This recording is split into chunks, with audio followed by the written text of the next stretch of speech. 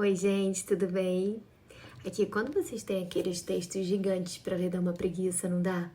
Seria bom ter alguém lendo junto com a gente, não é? É exatamente o que eu vou fazer para me estimular e para estimular vocês a lerem. Eu vou pegar alguns artigos, vou colocar no YouTube, tudo bem lido por mim. Não que a minha voz seja maravilhosa nem nada, mas pra gente ler junto, pra poder não ficar uma coisa chata, monótona, tá? Então, segue aí o próximo textinho que eu selecionei aqui, que eu preciso ler e espero que de alguma forma também contribua aí pra vocês. Então, gente, eu estou fazendo um curso pela FenaBrave e nesse curso foi indicado ali esse artigo, né? Comunicação interna e gestão de pessoas, estratégias de sucesso do Magazine Luiza. Pede para ler a partir da página 2 até a página 8, tá? Aí, no caso, é a partir dessa partezinha aqui, comunicação interna e gestão de pessoas caminham juntas. Em linhas gerais, a comunicação interna visa proporcionar meios para promover maior integração dentro da organização mediante diálogo, a troca de informações e experiências e a participação de todos os níveis. Nesse contexto, a sua eficácia está diretamente relacionada com o estilo de gestão que uma organização implementa em seu âmbito interno, de modo que apenas uma ação comunicativa associada às práticas de gestão democráticas, participativas e transparentes viabiliza um clima organizacional saudável, com profissionais motivados e comprometidos com os valores e objetivos da empresa e possibilita ganhos de produtividade. Segundo Maria Cristina Sanches Amorim, os perfis autoritários, avessos à transparência e à participação, pautam-se, entre outras coisas, por esconder e manipular informações, procurando em última instância que as pessoas saibam o menos possível. Desnecessário dizer que, além da provável ineficiência, as estratégias centralizadoras desperdiçam energia e desrespeitam as pessoas. A percepção da comunicação apenas nos limites do esquema emissor-mensagem-receptor pode produzir a ideia de que o emissor comanda a situação e o receptor é um elemento passivo, que escuta apenas aquilo que o primeiro determinou. Ou seja, não se trata apenas de desenvolver uma simples divulgação de comunicação para efeitos internos, como a elaboração de boletins, portal de intranet ou TV e rádios corporativas, por exemplo, mas pôr em prática um programa consistente e efetivo de comunicação, de forma que todos os funcionários estejam sempre bem informados sobre os fatos internos e externos que interferem no cotidiano da organização e tenham a liberdade de agir, criar, participar, sugerir e opinar da dimensão organizacional. Essa iniciativa gera em cada colaborador o sentimento de pertencer à empresa e, consequentemente, motivação para levar adiante os objetivos da organização. Dessa forma, cada indivíduo torna-se responsável pelo resultado global da empresa. Ao mesmo tempo, é necessário que a organização invista em estratégias de valorização dos recursos humanos, reconhecendo o esforço e dedicação dos funcionários e elaborando formas de beneficiamento para o seu público interno, seja por meio de planos de carreira, participação nos lucros ou capacitações. Para tanto, é indispensável a interface com a área de gestão de pessoas. De acordo com Antônio Carlos Gil, gestão de pessoas é a função gerencial que visa a cooperação das pessoas que atuam nas organizações para o alcance dos objetivos tanto organizacionais quanto individuais. Nesse sentido, há uma relação de dependência entre organização e colaborador, na qual deve haver benefícios recíprocos, conciliação entre sucesso nos negócios e satisfação dos funcionários. Ou seja, assim como uma empresa depende dos seus colaboradores para atingir os seus objetivos mercadológicos, os colaboradores dependem das organizações que trabalham para alcançar suas metas pessoais. Na visão de Hidalberto Chiavenato, as pessoas podem ser a fonte de sucesso, como podem ser a fonte de problemas de uma organização, dependendo da maneira como elas são tratadas. Admite-se, então, que os colaboradores são o principal ativo organizacional, os quais acrescentam competências e conhecimentos à empresa e devem ser tratados como tal. fica claro que a comunicação interna e a função de gestão de pessoas têm objetivos em comum: valorizar, capacitar, motivar e mobilizar o público interno, integrar os diferentes níveis da empresa, aperfeiçoar o clima organizacional, otimizar a produtividade, apresentar a cultura e princípios corporativos, preservar e fortalecer os valores da organização. Por esse motivo, suas ações devem ser realizadas paralelamente, contribuindo para o sucesso das organizações. Esse é o caso da rede varejista Magazine Luiza, fundada em 1957, no estado de São Paulo, pelos empreendedores. Para além dos informativos internos, estratégias de negócio do Magazine Luiza. Com mais de 50 anos de atuação no comércio varejista brasileiro, o Magazine Luiza é considerado uma das 3 maiores redes de varejo de móveis e eletrodomésticos do país. Com sede na cidade de Franca, interior de São Paulo, a rede possui cerca de 15 mil funcionários diretos e mais de 400 pontos de vendas distribuídos em vários estados brasileiros, entre eles São Paulo, Minas Gerais, Goiás, Mato Grosso do Sul, Paraná, Santa Catarina, Rio Grande do Sul e Bahia. Foi eleita a melhor empresa para trabalhar no Brasil, de acordo com pesquisa realizada em 2003 pelo Great Place to Work Institute, em parceria com a revista Exame. Ao todo, segundo a reportagem de Cláudia Vassalo, 411 organizações participaram da verificação que integrou a edição daquele mesmo ano no Guia Exame, as melhores empresas para você trabalhar. O resultado positivo está no diferencial da empresa, gestão transparente e democrática com prioridade no fator humano. A administração hierarquizada e burocrática, implementada pela organização há décadas atrás, deu espaço a um modelo de gestão eficiente e participativo, através da descentralização do poder na empresa e do fortalecimento da comunicação com o público interno. Tal estilo de administração visualiza o funcionário como parceiro, parte integrante da organização e responsável pelo sucesso do negócio.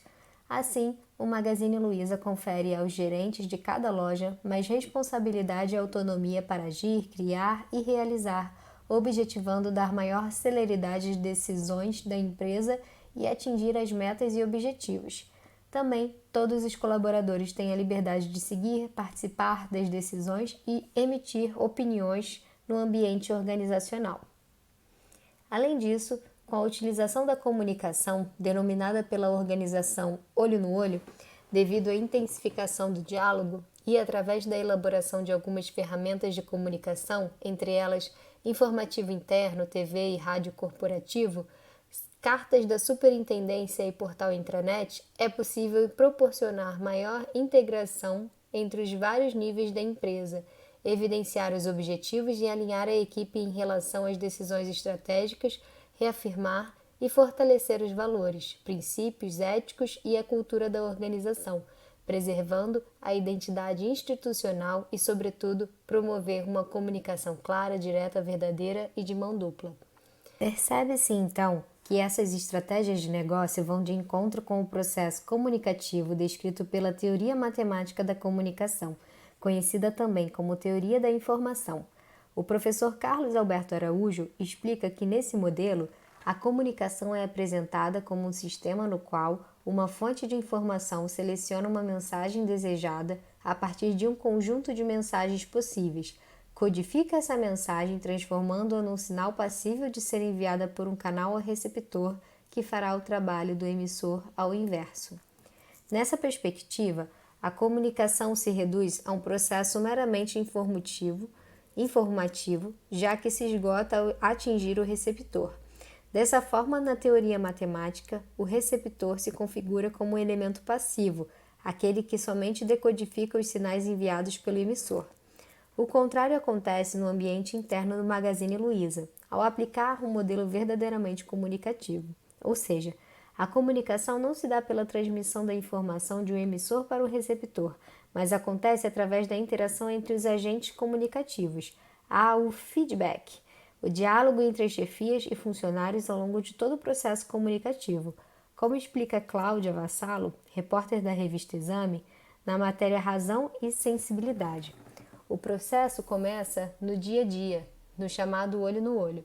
Há mais de uma década, as circulares internas foram proibidas. Os problemas, sejam eles de que tamanho forem, devem ser resolvidos na hora. A gente briga muito, discute, vai até o fim, fala tudo o que vem à cabeça, mas quando acabou, acabou. Aqui a gente sempre diz que a verdade liberta, diz Luiz Helena. Qualquer funcionário pode falar com quem quiser. A hierarquia, se for preciso, pode ser subvertida. Os funcionários também são incentivados pela alta administração a sugerirem e opinarem acerca do universo organizacional, tornando-se também emissor da informação. Como descreve Vassalo, em pé, abrindo os braços sem parar e convocando a plateia a se manifestar, Luiz Helena primeiro lança uma pergunta. O que devemos fazer para que o Magazine Luiza venda mais brinquedos neste ano? Ela espera por respostas que chegam de todos os cantos do auditório. Que tal baixar o preço de alguns itens, ou melhorar a exposição dos produtos, ou aumentar o investimento em publicidade? Por que não montar uma área na loja para atrair as crianças, fazer promoções relâmpagos? Luiz Helena pede que cada sugestão seja anotada, discute todas elas, depois passa a falar de coisas como valores, éticas, atitude no trabalho, família, legado espiritual, felicidade, liderança e sucesso. Esse é o primeiro ensaio de liderança de cada um de vocês, diz. Só há uma forma de ter sucesso. Tragam toda a equipe para o seu lado. Sejam empreendedores, peçam ajuda, ajudem, acreditem em vocês. Nós acreditamos. É por isso que vocês estão aqui hoje. A plateia vem abaixo. Paralelamente à gestão da companhia, procura criar vínculos com os colaboradores, estimular o trabalho em equipe e aprimorar a rede de relacionamentos no interior da organização, de maneira que o sucesso do negócio seja o resultado da troca de conhecimentos e sinergia do público interno.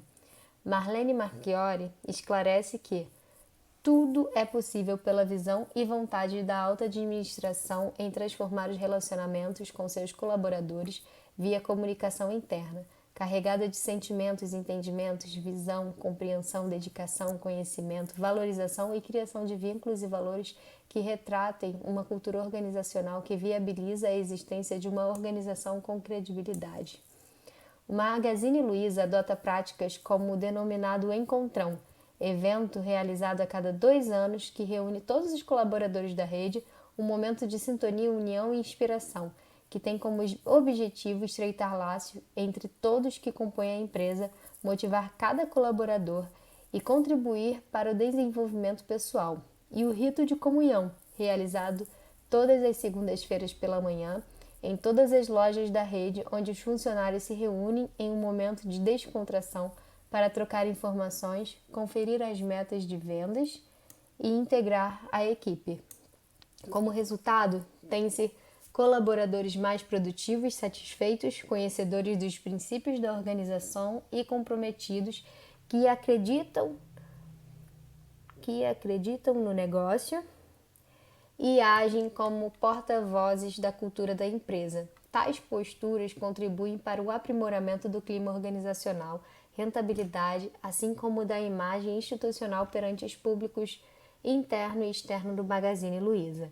Quanto ao processo comunicativo da rede varejista, pode-se comparar com o conceito de ação comunicativa, teoria desenvolvida por Jürgen Habermas, qual contempla o princípio da participatividade, de forma que os homens utilizam a linguagem para se comunicarem com outros sujeitos de maneira dialógica, orientados para o entendimento mútuo.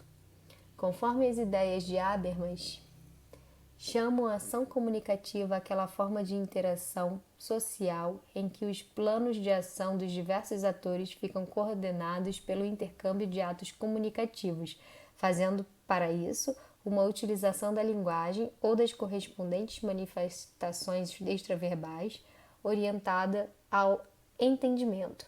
À medida em que a comunicação serve ao entendimento, e não só ao exercício das influências recíprocas, pode adotar para as interações o papel de um mecanismo de coordenação da ação e, com isso, fazer possível a ação comunicativa. Ainda é possível considerar as abordagens sistêmicas, as quais priorizam o funcionamento de um sistema. De acordo com Francisco Gaudêncio Torquato do Rego, a teoria dos sistemas impregna-se do conceito de organização na medida em que um sistema é um todo organizado, constituindo-se da possibilidade técnica e operacional de integração de partes, intercambiadas e interdependentes.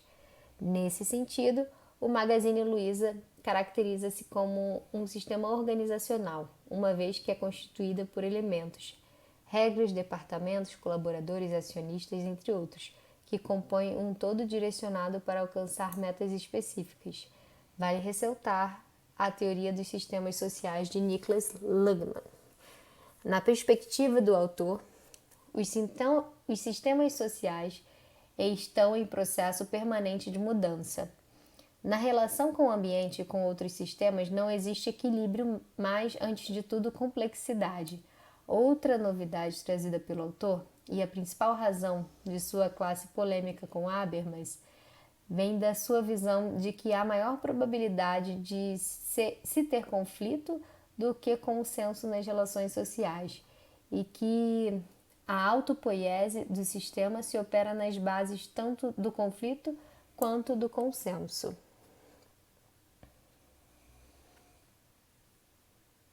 Desse modo, uma organização está submetida à mudança a todo momento, já que, para sua própria sobrevivência, precisa se aprimorar e adaptar às tendências do mundo corporativo. Luiz Helena, por exemplo, após assumir o cargo de superintendente da rede Magazine Luiza em 1991, propôs a substituição de uma administração hierarquizada e burocrática por um modelo de gestão mais eficiente e participativo, com o objetivo de gerar maior produtividade e rentabilidade à empresa. Esse processo constante de mudança pode originar consenso e entendimento ao dissenso e conflito nas relações internas de uma empresa, traduzidos em conversações e exposição de pontos de vista divergentes entre indivíduos e organização. Essa comunicação interna é o que faz o sistema ganhar forma e sentido, reforçando sua autopoiese ou auto-organização. Percebe-se que o modelo sistêmico está fundamentado na manutenção e perpetuação do funcionamento de uma organização, visando alcançar os objetivos mercadológicos de forma racional, desassociada com o fator humano, ou seja, tratam as pessoas como recursos do sistema, dotadas de habilidades, competências e conhecimento. Nesse contexto, Habermas critica a teoria dos sistemas através da teoria da ação comunicativa e a sua concepção de mundo da vida, composto por visões do mundo, valores e experiências pessoais. Na visão do autor, o sistema e o mundo da vida devem coexistir nas organizações, de modo que a organização também leve em consideração a satisfação do ser humano que compõe o sistema organizacional. É o caso do Magazine Luiza, que investe não somente na comunicação interna, mas também na função de gestão de pessoas para alcançar os objetivos organizacionais e individuais de seus funcionários. A sua política de valorização do ser humano é bastante intensa, visto que a rede realiza programas que visam a qualidade de vida dos funcionários, aperfeiçoamento e capacitação técnica e evolução pessoal. Também, a rede varejista reconhece as competências e esforços dos colaboradores, oferecendo benefícios como participação do lucro da empresa e plano de carreira, dentre outros subsídios, a exemplo do Prever Luiza, que, como descreve o site da empresa, é um plano de previdência complementar estendido a todos os colaboradores. O Cheque Mãe, auxílio às mães com o objetivo de colaborar na formação de seus filhos menores, e o Cheque Educação Especial, destinado a todos os pais de filhos com deficiência sem limite de idade. Pode-se afirmar, então, que o lucro é o resultado da combinação entre práticas de gestão de pessoas e da principal ferramenta estratégica de gestão, a comunicação.